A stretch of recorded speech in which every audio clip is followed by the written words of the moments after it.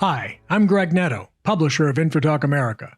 On this episode, I'm joined by Congressman Rick Larsen of Washington State, the ranking member of the House Transportation and Infrastructure Committee. Listen to our conversation ranging from digital project delivery technology to the electrification of ferry boats, and some thoughts from the ranking member on the next reauthorization of the historic bipartisan infrastructure law, just 3 years away. This is the InfraTalk America podcast. Thank you so much for doing this. I very much appreciate it. And I'm sure your team gave you a little background into what we're going to try to accomplish. But InfraTalk America, our motto is every innovation begins with a conversation. So our focus is innovation, and we focus on a couple of what we call our targeted technology sectors. So we like to have these conversations, and this is the kickoff of a series we're doing, talking to national leaders, and with a focus on innovation. First, I'm pleased to be interviewing you from the University of Maine in my home state, and specifically the Advanced Structures and Composites Center, which is the home of one of the nation's UTCs funded through USDOT, your committee, called the Transportation Infrastructure Durability Center. Mm-hmm. So one of the things they do here, one of the many things they do here is focus on research and have actually developed technology for composite bridge building and other structures. So it's also the home, and what's behind me is a giant wave pool that they use for oceanic research. Mm-hmm. And they're maybe among the world's leading researchers on in offshore wind technology. So it's a great example of private, public, government funding. In this case, some from the USDOT Army Corps has been very active, developing some technology that is very useful to them. So just to give you that backdrop of why I'm sitting here with a University of Maine sign behind me. Got it. And I wanted to start the series we're conducting. We're using a sort of an opening question that we're going to ask to each of our participants, which is simply, how do we move innovation amongst the state and local agencies responsible for delivering the program's projects under the Federal Aid Highway Program? One of the approaches that the federal government has taken, and one of my favorite approaches, is federal funding to incent the utilization of technology. And we do a lot of work in the digital project delivery sector. And a program that was included in Egypt, $100 million over 5 years to provide grants to states to utilize digital project delivery technology in a number of ways. And using that as kind of an example and the sort of overall utilization of federal dollars to provide grants to is that a tool you think we should do more of, and other examples you might have where that's been effective? Right. Well, thanks first off for having me on. I appreciate the opportunity to have a conversation with you and your listeners and watchers, and to contribute to the future of the transportation system in the country. To get to your question, I think there's three ways to look at innovation in transportation. First is the things we make. The second is how we make them. And the third is how we deliver those things. And so, again, start there, the things we make. In Washington State, as an example, our state ferry system is part of our state highway system. And we are electrifying the state ferry system in order to pull those diesel emissions out of our ferry system and to go fully electric over a period of time. And our state just let out the first contract to convert 2 of our state ferries with an option for a third, and then eventually a fourth. And then every ferry after that we purchase will be electric. That's an innovation in the U.S. It's not an innovation in Norway where they do it every day and it's kind of a routine thing. But it certainly isn't science fiction anymore to be doing things differently, and how we make the things that travel on our state highway system. That's unique to us, but it may not be so unique if you include Maine and Virginia and South Carolina and California and Wisconsin and other states with either county or ferry systems. And also the money we put into low and no emission transit as part of the bipartisan infrastructure law to help transit agencies completely convert their fleets from diesel emissions to low and no emission, whether that's electric, as you will see in Wacom Transit Authority near the Canadian border in my district, or a combination of hydrogen and electric that you're going to see in Island Transit, a rural transit agency in my district. So how things are made is one innovation that's taking place. How we make them is also an innovation. And so you see dollars put into the bipartisan infrastructure law to look at innovative materials. And your folks are probably looking at that in Maine, but innovative materials, different materials, the use of different materials, what we do with those materials. Again, I'll bring up the example in Norway. I was just in Norway a few weeks ago to look at a company called Heidelberg Materials, which actually has some operations here in the United States. They're pulling all their carbon out of their cement production and combining with another company to capture that carbon and store it. So how they are going to green up their cement and concrete operations is something that is innovative, maybe something we look at in the future, but generally looking at, again, generally in the U.S., the incentives that exist in the bipartisan infrastructure law to look at new materials for construction are important. And then there's project delivery, how we deliver projects. And you mentioned digital project delivery, which isn't isolated to transportation. Manufacturing companies in this country are moving towards digital engineering, as a for instance, to cut down on the time frame of product development, as well as the kind of the waste that comes with product development, and moving towards the use of digital engineering, which eventually then evolves into actual making of the thing. In project delivery, it's the same principle. The making of the thing is a delivery timeline that is much shorter, but using some of the new programs and algorithms and technologies to deliver those faster. So it is an exciting time to be in transportation for a lot of reasons. There's all the basic foundational infrastructure investment that we're doing, and that will always need to be there. And we're using the BIL as well to provide the incentives to change how we're making things, what those things we are making, as well as how those things get delivered into the transportation system. Some terrific examples. It's funny you mentioned Norway. We talked about the digital project delivery sector. Norway's one of the global leaders. Matter of fact, we're probably 3 to 5 years behind where many countries in Europe, Norway in particular, in adoption and development of standards necessary so that all the software developers, for example, are talking a common language. There is a Herculean effort going on. There are multiple committees at AASHTO. There's a pooled fund study, I think, involving 21 states. So there's a lot of work going on across the spectrum to get there. Federal Highway has produced a roadmap. They call it a BIM for infrastructure roadmap. So there's remarkable work going on. There was a study done in Norway. That's why I raised this. And a conclusion looking at a particular project where they measured a 90 to 95% reduction in change orders. The efficiencies that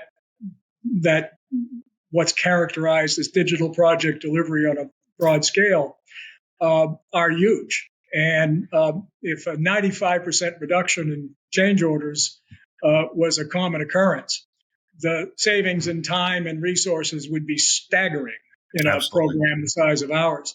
So a lot of, and again, good work in EJA, some money to incentivize. You're right. There's a number of provisions that talk about alternative materials and longer term sustainable results. So there seems to be a real sea change going on in how we do exactly hit those exact three topics that you raised: what we use, how we do it, and how we execute the projects. So I think there's a growing number of state DOTs who are making a serious commitment to all of that. So thank you for bringing that up. And which kind of brings me to a couple of other sort of institutional questions, if you will. Obviously, as ranking member, you're in a position to evaluate where you go from here. EJA, historic, significant funding across the board, biggest bridge program since the interstate. What do you think? Well, two things. One, you and Chairman Graves are sort of known for your efforts to be bipartisan and work together. And you've accomplished, working together, a couple of major milestones, the FAA reauthorization among them. And as you look ahead with EJA being implemented, any thoughts on what we should expect or prepare for in between now and 26? Is working toward the next reauthorization something the committee is going to be addressing anytime soon? Is there a process internally that you're working, that you're utilizing to prepare for that inevitability? Well, I sure hope it's inevitable. The surprise action, the surprise of the action in passing a bipartisan infrastructure law and have the president sign it was something the president called a once-in-a-generation opportunity. And I think on the committee, we'd like to see that to be once every 5 years, like it used to be. Industry is with you. and not make this too exciting, but actually make it pretty routine. And when you look at the unemployment rate in the country, and you look at the unemployment rate among women and men who are working on these in construction on these projects throughout the country, you can understand the consistency of employment, that a consistency of passage of BIL 2.0, which is not its name. There's no official name, folks. But what a passage of BIL 2.0 would look like. And so I think that it is important that we begin preparing for that sooner rather than later. But there's still work we have to get done now on the committee. And we're working through the Federal Aviation Bill. We've got a Water Resources Development Act bill, which is basically, a big project bill. And then there's a pipeline safety reauthorization that we're working through.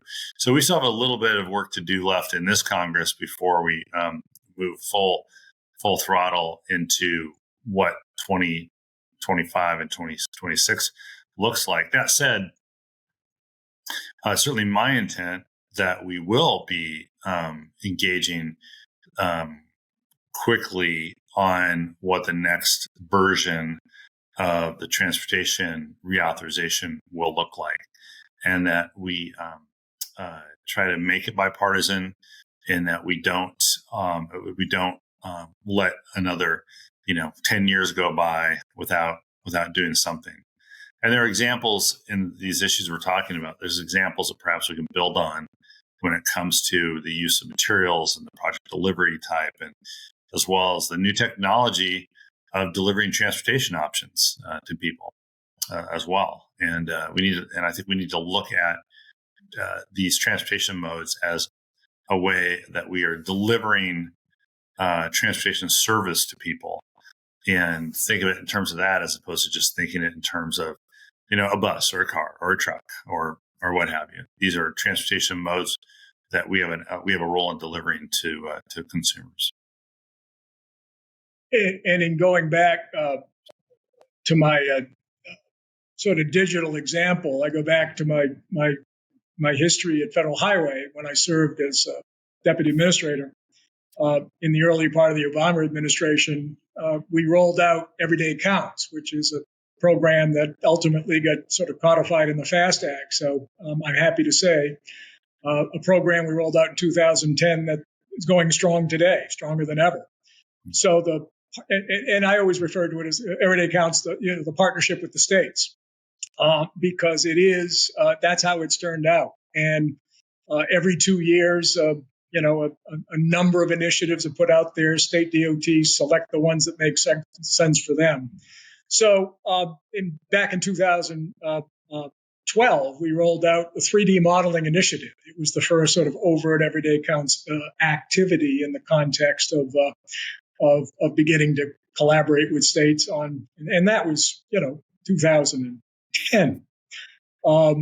So there were 4 other initiatives, 8 years of total collaboration between states and federal highway on advancing various elements of how to, whether it was e-ticketing, which digitizes the construction materials supply chain, which is a huge, and is catching on like wildfire around the country. 43 states, a record for EDC, adopted the initiative.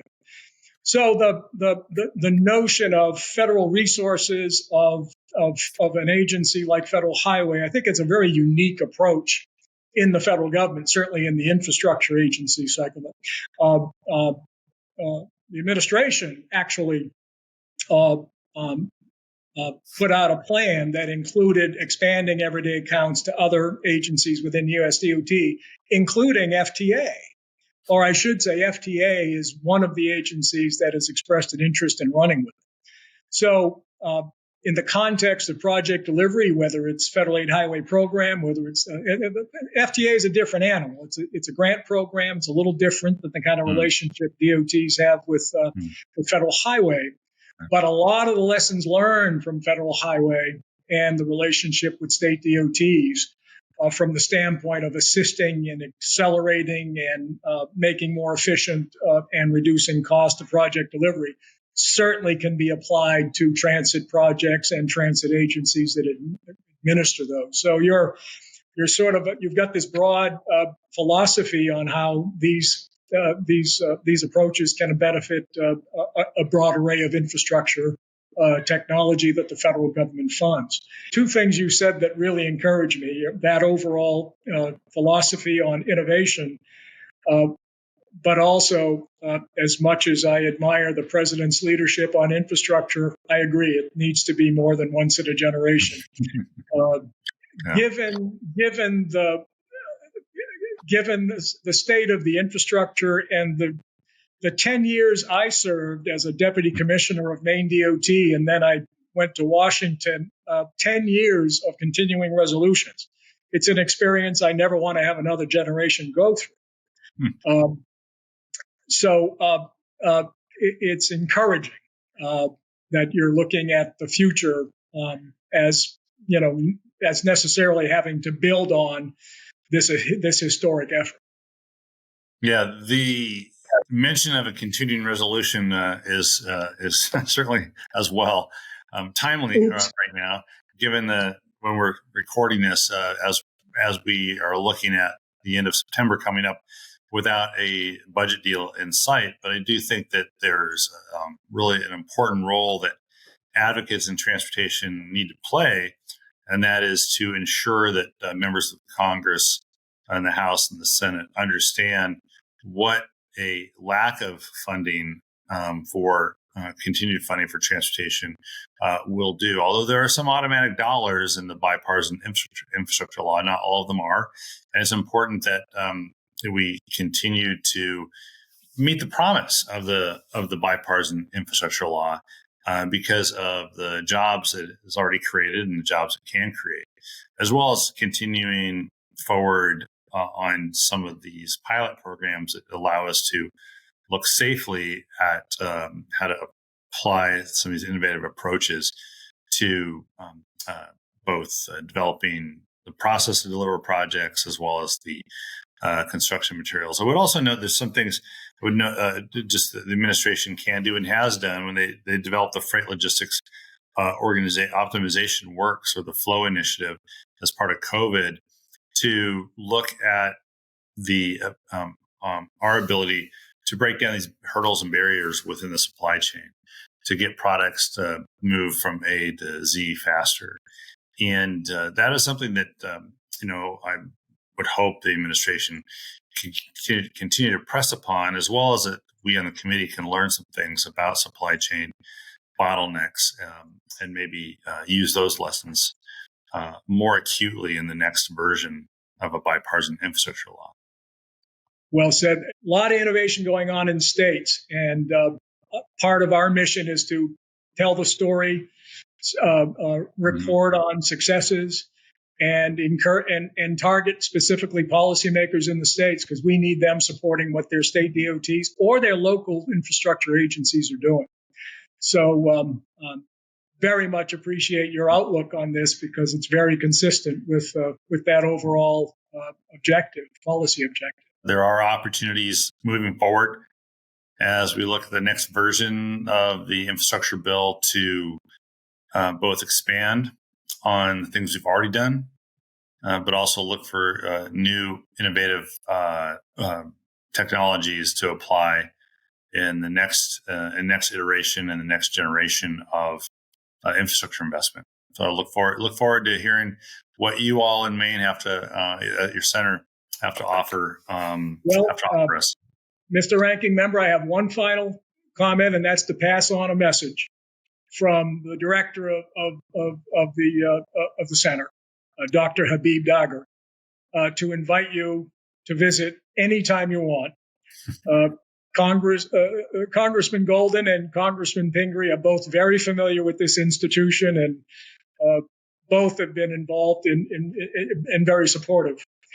So they'd very much love to have you visit and share with you the wider range of innovation that they're working on at this center, and of course, to some degree, thanks to the federal support that Congress provides. So I promised them we'd follow up with your staff and provide that information and invitation. All right. Thank you. Thanks so much. Thank you very much, Mr. Ranking Member. Very much appreciated. All right. Talk to you later. Bye-bye. Thank you for listening to this episode of the InfraTalk Podcast. We hope this discussion inspires you to ask your own questions and encourages you to have discussions with policymakers and your peers. If you want to know more about InfraTalk America, visit us at infratalkamerica.com, follow us on social media at InfraTalk USA, or subscribe to the InfraTalk Podcast on your favorite listening platform to be notified of all new episodes and features. And remember, every innovation starts with a conversation, so let's start talking.